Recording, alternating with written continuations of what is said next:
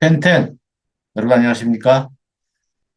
오늘은 우리가 감사의 기준선에 대해서 말씀드리고자 합니다. 전에 한번 잠깐 말씀드렸습니다만은 우리가 감사의 그 기준선을 낮춰야 감사거리가 보인다.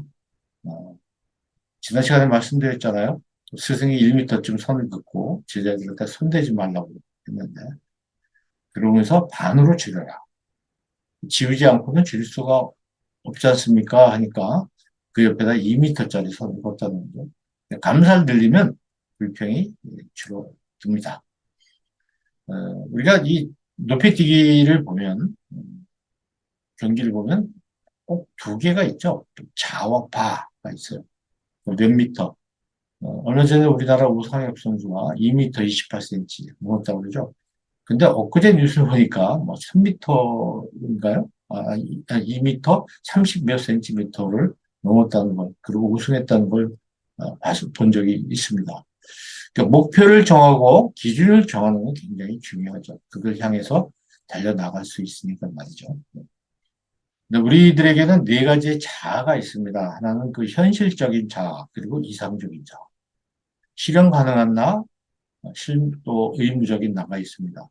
그러니까 이게 뭐냐면은 현실적인 나라는 거는 음, 지금 내가 현실적인 나 이런 거는 할 수 있고 이런 거 할 수 없는 나잖아요. 근데 이상적인 나는 이 정도는 해야 되겠다. 이런 걸 할 수 있었으면 좋겠다는 것이죠. 이제 이런 그 차이가 생기는 것입니다. 근데 또 실현 가능한 나는 할 수 있는 범위가 있고 나는 못하는 거예요. 내가 할 수 있는 거하고 의무적인 나.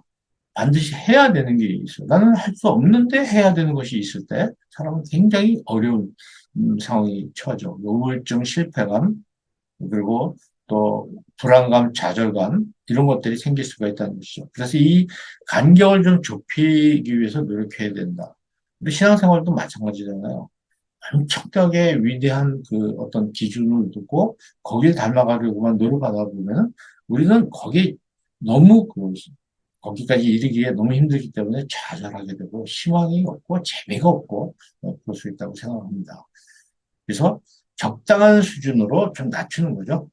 그러니까 그 이상적인 나를 좀 낮추고 또 의무적인 나를 좀 낮추는 거죠. 의무적인 나라는 건 주변 사람들에게 내게 강요하는 것을 의미하죠. 낮추는 것이 굉장히 중요하다. 지난 시간에도 말씀드렸지만 예, 헬리콥터 타고 가는 사람하고 스포츠카 타고 가는 사람이 서로 나도 헬리콥터가 있었으면 좋겠다. 이런 생각을 한다면 감사할 수가 없습니다. 그보다는 헬리콥터 타고 가는 사람도 마찬가지죠. 똑같은 마음을 가질 수 있는데 특히 스포츠카 타고 가는 사람은 저 앞에 걸어가고 있는 행인을 바라본다면 자기는 굉장히 행복하고 말하자면 더 감사거리가 많이 나올 수가 있다. 이런 생각을 하면서 우리가 살아야 되겠다는 말씀을 드립니다. 그러니까 감사의 기준선을 낮춰야 된다. 나는 저 정도는 돼야지 감사할 거야. 하고 너무 높은 선을 만들어 놓고 거기가 이르지 못했을 때 우리가 실망하고 좌절해서는 안 되겠죠. 그러니까 아까 우상혁 선수도 2m 뭐 30 정도 굉장히 이건 뭐 세계의 기록인데요. 근데 3m를 목표로 놓고 산다고 생각해 보세요. 참 기쁘게 하지 못할 거예요. 조금씩 목표를 높이면서 기준선을 높이면서 그것을 이루어 나갈 때 이 사람이 행복감을 느끼는 것이지 이게 너무 높은 걸 해놓고 한 번도 그것을 달성하지 못했을 때는 삶이 굉장히 우울하고 재미가 없겠죠.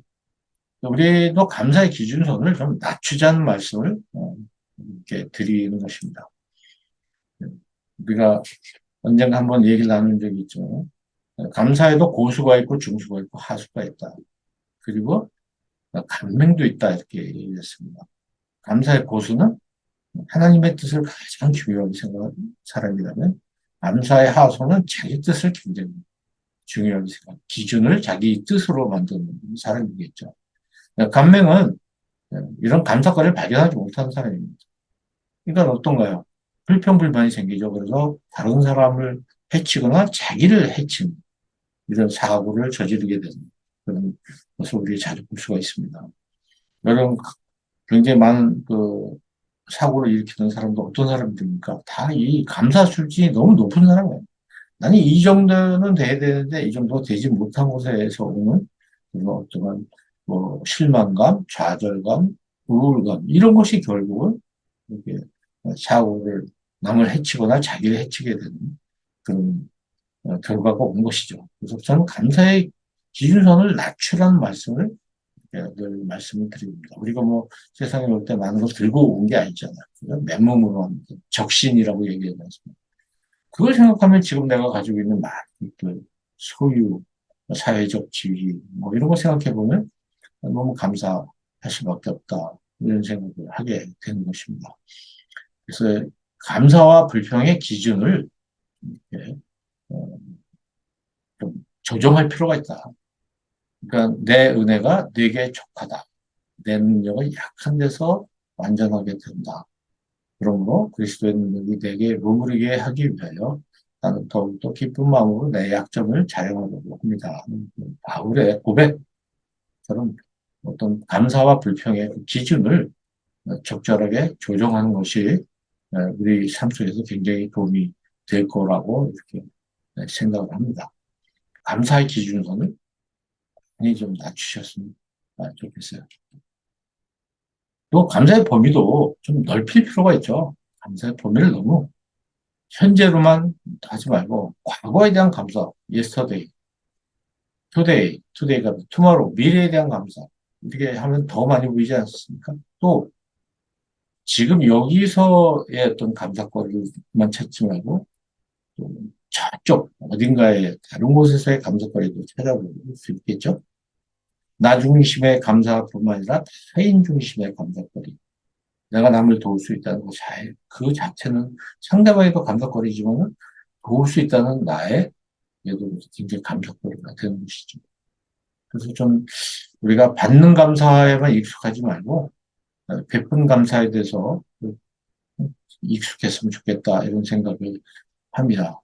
여러분 텐텐 감사일기 꼭 쓰시기 바랍니다.